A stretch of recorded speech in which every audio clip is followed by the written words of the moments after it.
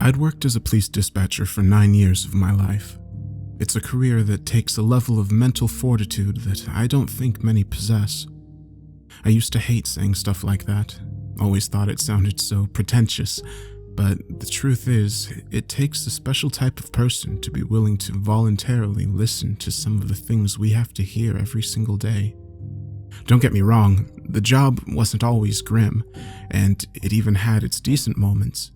I've got enough decently funny drunk 911 call stories to last me several lifetimes, though the reality of the job was usually far darker. I understood that though, and felt that I was more than equipped to deal with anything the job could throw at me. I was right, for a while. For years, I had answered every call, always able to keep a steady head despite being faced with some horrific situations, my confidence in my ability to handle the job unwavering. Until the final call I ever took as a police dispatcher. I glanced at the time displayed at the corner of my computer screen, 11:43. I yawned, leaning backward in my chair with my arms extended as I stretched my back. I had been at the desk since 3 in the afternoon, answering calls and dispatching officers as they were needed, which wasn't very often in this town. I lived in a little port town in Washington, about an hour or so out of Seattle. And though we weren't without our fair share of crime, our phones never rang off the hook, which meant a lot of free time for me. I was always okay with that. As soul-wrenching as many of the calls could be, moments of respite were always more than welcome. A notification on my screen caught my attention, and in an instant, I had returned to my seat, headset on. 911, what is your emergency? I spoke into my headset as automatically as any line repeated hundreds or thousands of times can be spoken. For a moment, the line was only dead silence before I heard a reply. I need a policeman. I think somebody's in my house. A child whispered from the other line. I felt the smallest knots beginning to form in my stomach. I shifted in my seat. Do you know your address? I asked, adopting a firm but lighter tone in response to the caller's age. I heard shuffling and heavy breathing from the other end, followed by a faint, Wait. The caller returned and whispered their address. She was a little girl by the sound of her voice, and she was scared. Good job. What about your phone number? The process repeated, and I quickly relayed her information to dispatched officers. Her address was on the edge of town, a little out of the way, and I understood that it may be a while before help arrived. I stifled a sigh, not wanting to vocalize my worry as I received an estimated arrival time. Is there an adult with you in the house? I continued. No. The little girl replied breathlessly. I could hear her anxiety rising in her voice as she spoke. My mom works late, and my sister, There was a pause, followed by an audible sniffle. She went camping with her friends, and... Somewhere on her end of the line there was a crash, then a scream. My heart dropped. Are you still there? Are you all right? There was a repetitive thumping sound followed by the slam of the door. I'm here.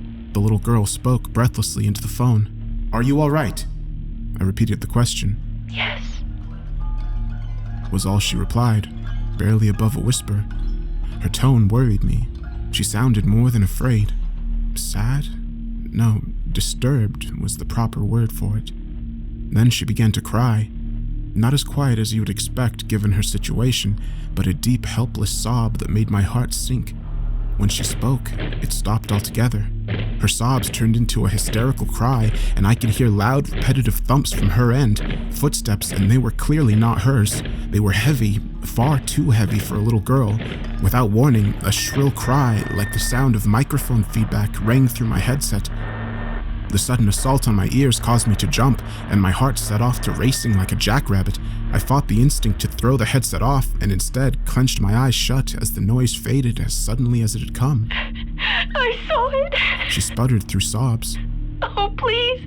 Please. I don't know what it is. The frantic and frenzied nature of her begging increased, and a strangeness began to settle in the air that I couldn't quite place. A quick glance around the room confirmed that most of the desks around me were empty, and I was on the call alone. The thought made me feel very isolated, and a growing unease continued to take hold of me that I couldn't place. Something about the call just felt wrong. "Police are on the way," I began. I tried to infuse the statement with my usual level of assertiveness and confidence, but I worried that the uneasiness may be audible in my voice. "Can you tell me your name?" I asked. Amber. "All right, Amber. Are you, or can you get somewhere safe? A room with a door you can lock." I'm in my room. She replied through sniffles, and it was obvious that she had been crying profusely. I locked the door. "Good. I'm gonna stay on the line with you. Is there anywhere for you to hide?" The sound of footsteps grew in the background as her voice lowered to a whisper. I think under the bed. She whimpered. "Okay, is there..." I paused, thinking over my words before continuing. "Anything you can use to protect yourself?" There was a silence on her end for a moment, followed by a hushed, Yes. and she dropped the phone, I assumed to get a weapon. The clamor from within the house had grown closer to the phone, and the piercing ringing sound had returned. I was almost certain that there had been something wrong with my headset or Amber's phone, and the sound grew to an almost unbearable extent, matched only by the deafening thuds from somewhere on the phone. It sounded too close. I could feel the hairs begin to rise on the back of my neck, and the ominous sense of panic began to give way to an unexplained fear. The urge to look over my shoulder grew harder to fight as the persistent thudding sound grew louder, nearer. It all sounded too clear, I guess. There was no static, none of the white noise typical of a phone call, nothing. Just the sound of footsteps approaching closer and closer. I gave in to my instinct, whipping around in my seat, nearly losing my headset. No one. I had no time to settle my nerves as Amber returned to the line. Are you there? She whispered, yanking me from my fog and back into the moment. "Yes," I replied. I shrugged to shake off my fears.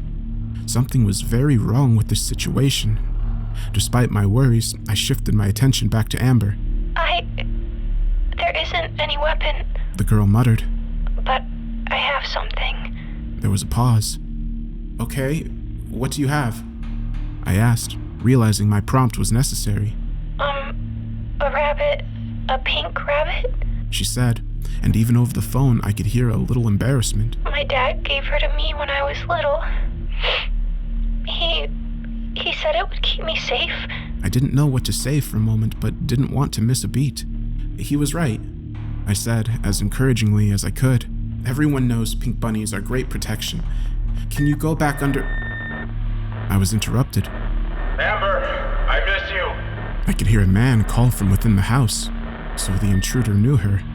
I furrowed my brow. "Amber, do you recognize that voice?" I asked, hoping she could identify the intruder. There was silence for a moment before her response. It sounds like my dad. Why does it sound like my dad? I blinked. "What do you mean?"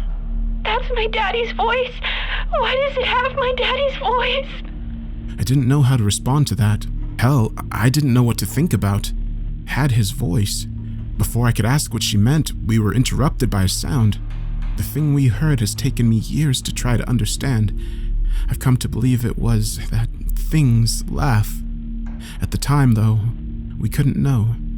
It was the sound of metal crunching in a car accident as it met flesh, a wet, grinding shriek that shook me to my core. I wanted to vomit, and my vision began to blur. I could only imagine what it was like for Amber, hearing that all in person. "Amber!" I panted, my senses returning to me all at once. She barely had time to respond before we heard it. A voice, or voices, calling for her from somewhere nearby. They spoke as one, all with the same odd, inhumane nature, dripping with malintent. Five more minutes. Just 5 more minutes, I muttered, mentally cursing the timer which displayed the estimated arrival time of the dispatched officers. I prayed it would be soon enough. It's outside the room.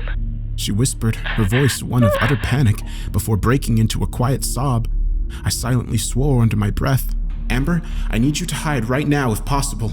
The police are 3 minutes away. Stay as quiet as possible." There was no response, but I assumed from the shuffling sounds I could hear that she had gone back under the bed. For a few moments there was silence. Then Amber spoke, and my heart dropped. I'm going to die. "You're not going to die, Amber," I began, worry now audible in my voice.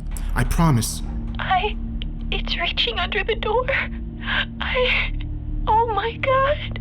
She muttered. There was a crash, louder than before, and Amber began to shriek. The noises continued, and it began to dawn on me what I was hearing. It was breaking down the bedroom door. Amber's screams had devolved into horrified babbling and pleas for her life to whatever was on the other side of the door. Her screams were soon drowned out by the same noise as before, that sick fucking laughter. What are you? Please, what are you? Amber shrieked, loud enough to make my ears ring. What are you? It mocked in a voice that was some sick parody of Amber's. Panic gripped me as I glanced back at the corner of the monitor displaying the dispatched unit's arrival time. 1 minute 36 seconds. Please, God, let it be soon enough. Amber, are you there? I called. Amber! As suddenly as it had started, everything went silent. Somewhere in the distance, I heard sirens. I hear them, Amber. Officers are a minute away. Silence. My heart began to sink. Amber, are you there? I could hear something shifting, breathing. I think it's gone. Amber said.